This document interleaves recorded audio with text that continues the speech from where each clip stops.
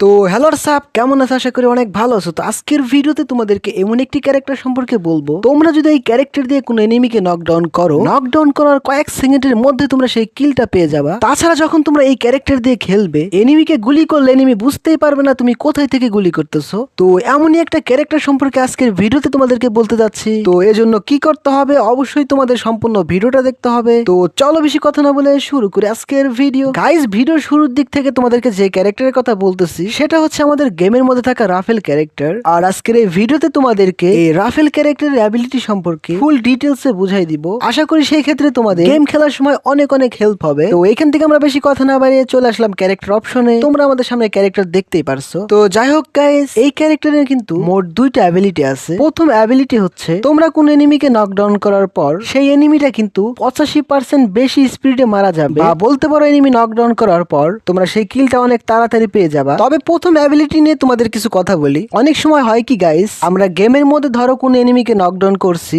তো সেই কিলটা পেতে কিন্তু আমাদের অনেকটা সময় লাগে। ততক্ষণে কিন্তু এনিমিকে রিভাইভ করে দেয়, সেই ক্ষেত্রে আমরা কিলটা পাই না। আবার অনেক সময় হয় কি, এনিমিকে নকডাউন করার পর আমাদের সেই কিলটা কিন্তু চুরি হয়ে যায়। তো এমন কিন্তু বিভিন্ন সমস্যা হয়ে থাকে। তবে তোমরা যদি রাফেল ক্যারেক্টার দিয়ে খেলো, তাহলে যে কোনো এনিমিকে নকডাউন করার কয়েক সেকেন্ডের মধ্যে তোমরা কিন্তু সেই কিলটা পেয়ে যাবা। তবে তোমাদেরকে এখন রাফেল ক্যারেক্টার ভার্সেস নর্মাল ক্যারেক্টারের পার্থক্যটা একটু দেখাচ্ছি। তো যাই হোক গাইস, এখান থেকে আমরা একটা নর্মাল ক্যারেক্টার নিলাম, আর এই নর্মাল ক্যারেক্টার দিয়ে এনিমিকে নকডাউন করার পর আমি এখান থেকে হিসাব করে দেখলাম আমাদের কিলটা পাইতে প্রায় 36 থেকে 37 সেকেন্ড সময় লাগলো। আর এখান থেকে আমি রাফেল ক্যারেক্টার নিলাম, আর রাফেল ক্যারেক্টার দিয়ে এনিমিকে নকডাউন করার পর কিলটা পাইতে আমাদের 5 থেকে 6 সেকেন্ড সময় লাগলো। আশা করি তোমরা পার্থক্যটা বুঝতে পারলা যে রাফেল ক্যারেক্টার দিয়ে খেললে তোমাদের কি কি হেল্প হতে পারে। তবে এখন কথা বলবো এই রাফেল ক্যারেক্টারের দ্বিতীয় অ্যাবিলিটি নিয়ে। গাইস, এমনিতে আমরা গেমের মধ্যে গানের সাথে কিন্তু সাইলেন্সার ব্যবহার করে থাকি, কিন্তু তোমরা এই রাফেল ক্যারেক্টার দিয়ে খেললে তোমাদের বাড়তি কোনো সাইলেন্সার নিতে হবে না। এই ক্যারেক্টারই তোমাদেরকে অটোমেটিক সাইলেন্সার দেবে। তবে এখানে একটা কথা আছে,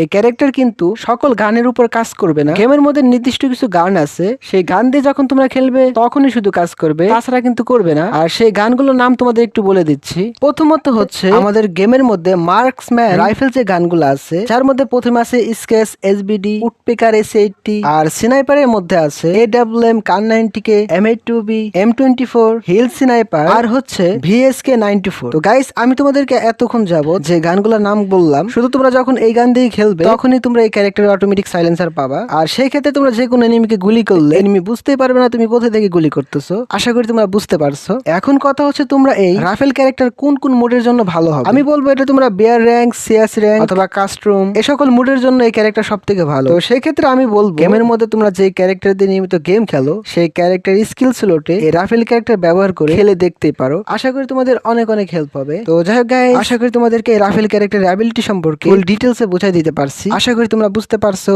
তো দেখা হবে আবার নেক্সট কোনো ভিডিওতে। ততক্ষণ জন্য ভালো থাকবে সবাই।